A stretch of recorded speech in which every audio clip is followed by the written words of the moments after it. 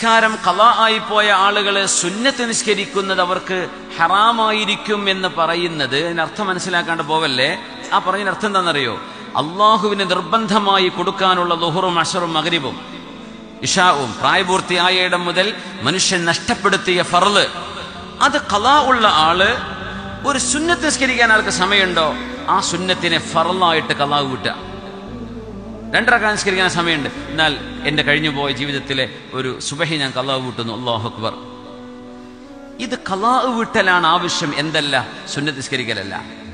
ഇപ്പൊ തറാവീഹ് നിസ്കരിക്കാൻ ഇമാമിന്റെ കൂടെ തറാവീഹ് നിസ്കരിക്കുന്നു, 20 റക്അത്ത് നിസ്കരിക്കുന്നു. 20 റക്അത്ത് നിസ്കരിക്കുമ്പോൾ മിനിമം 10 സുബഹി ഖളാ വീട്ടാം. ആൾ നിസ്കരിക്കേണ്ടത് സുബഹി ഖളാ വീട്ടലാണ്, സുന്നത്തല്ല എന്ന് വിചാരിച്ച് എനിക്ക് നിസ്കാരം ഖളാ ഉള്ള ആളാണ്, അതുകൊണ്ട് എനിക്ക് സുന്നത്ത് ഹറാമ, ഞാൻ വീട്ടിൽ പോവാണ്.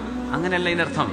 നിങ്ങൾക്ക് നിസ്കരിക്കാൻ സൗകര്യമുണ്ടോ, ആരോഗ്യമുണ്ടോ, നിസ്കരിക്കാൻ സൗകര്യം തോന്നുന്നുണ്ടോ, ഫർള് ഖളാ വീട്ട്, സുന്നത്തല്ല ചെയ്യേണ്ടത്. എന്തുകൊണ്ട്?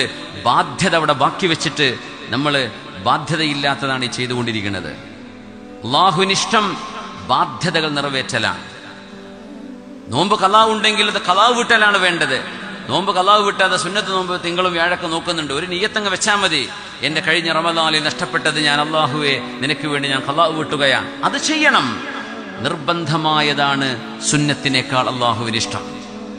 ക്ലിയർ ആയല്ലോ? ചിലരെന്ത് മനസ്സിലാക്കുന്നറിയോ? നിസ്കാരം ഖളാ വീട്ടാനുണ്ട്, എനിക്കിനി സുന്നത്ത് പാടില്ല, എനിക്ക് ഹറാമ, ഞാൻ പോവാണ്.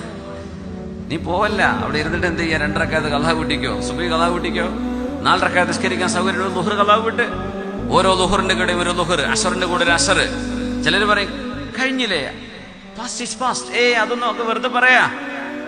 ഒന്ന് ആലോചിച്ച് നോക്കിയേ, നിങ്ങൾ ചെയ്യേണ്ട ഈ പണി ചെയ്യാതെ 4 ദിവസം കഴിഞ്ഞു പോയി, ആ കഴിഞ്ഞത് കഴിഞ്ഞു, പാസ്റ്റ് ഈസ് പാസ്റ്റ് എന്ന് പറഞ്ഞാൽ മനുഷ്യന്മാരെ വിടുവോ? നമ്മൾ ചെയ്യേണ്ട കാര്യം ചെയ്യാതെ ഒഴിവാക്കി വിട്ടു.